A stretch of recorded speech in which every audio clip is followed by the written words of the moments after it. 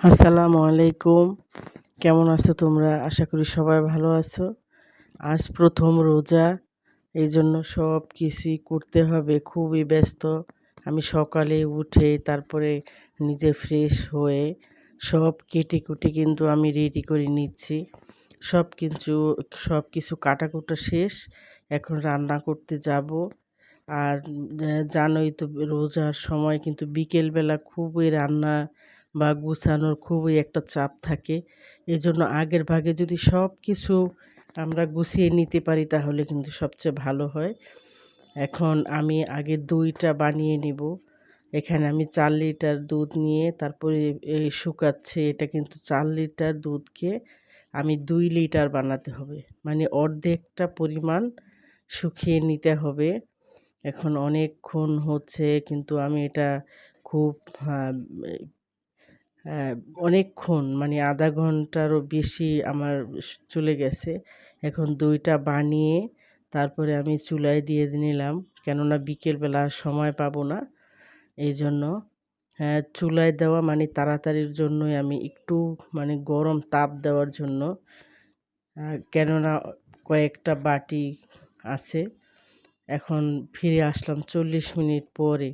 মানে ৪০ মিনিট পর্যন্ত আমি এটা তাপ দিছি, মানে গরম একটা ভাব যেন আসে এইজন্য। মানে তাড়াতাড়ির জন্য।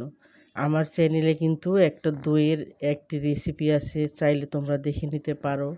আমি দইটা কিন্তু খুব সুন্দরভাবে জমে গেছে। দইটা হয়ে গেছে।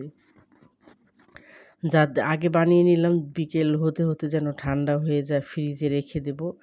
আর বাকি যে কাজগুলি এটাও আমি করে নিচ্ছি। সব কিছুই করতে হয়। এখন আমি ওটা দইটা বানিয়ে তারপরে নামাজ পড়ে কিন্তু আবার বিকেলে, এখন বিকেলবেলা, এখন রান্না তারপরে ভাজা-টাজা সব কিছু। তবে বুট আমি আগেই রেডি করে নেব। মানে তাড়াতাড়ির জন্য, এইজন্য তোমাদের দেখাচ্ছি এইভাবে করে আলুটা একটা সিদ্ধ করে তারপরে দিতে হয়। আর অন্য চুলায় আমি সেমাই রান্না করব, এইজন্য দুধের পাতিলটা আমি এক চুলায় দিয়ে দিলাম। কেননা মিষ্টি খাবারটা আমার কাছে খুবই ভালো লাগে রোজার সময়। মানে প্রতিদিনই একটা মিষ্টি খাবার আমার কাছে ভালো লাগে এজন্য। আর আরেকটি চুলায় আমি ডিম সিদ্ধ দিয়ে দিলাম, কেননা ডিম অনেক কাজেই লাগবে। আর হচ্ছে আবার ওটা শেষ হয়ে গেল রান্না। তারপরে বুট আমি আগেই চানাটা বানিয়ে নিলাম। আমি একসাথেই সব কিছু দিয়েই তারপরে রান্না করি। আর হচ্ছে মাছের মাথা দিয়ে তারপরে শাক দিয়ে রান্না করব সন্ধ্যা রাত্রের জন্য। আর বহুরাত্রের জন্য আমি রাত্রে রান্না করব। আর এখন সন্ধ্যার একটু আগে, ০.৫ ঘন্টা আগে আমি সব কিছু ভেজে নেব।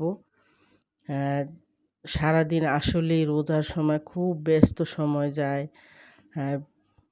আর অন্য কোনো কাজ করার কোনো সুযোগই নেই। আস্তে ধীরে করে গুছিয়ে নিলে তবে বেশি একটা ঝামেলা হয় না।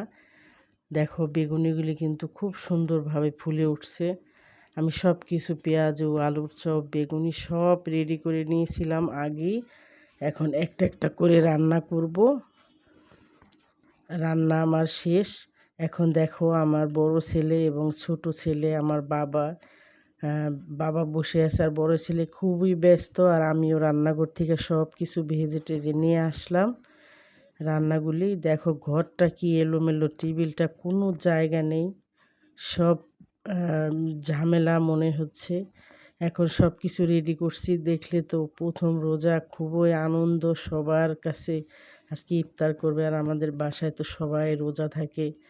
আর আমার আব্বা এখানে, আমার কাছে খুব ভালো লাগছে আমার আব্বার সাথে নিয়ে এবারকার পুরা রোজাটাই শেষ করব। তোমরা দোয়া করো আমার আব্বার জন্য, যেন সুস্থ থাকে, ভালো থাকে। আমার বলতে আমার আর কেউ নেই, শুধু আমার এই বাবাই আছে আমার জন্য। তাহলে দেখলে তো কত সহজে কাজ করে ফেললাম। আল্লাহ হাফেজ।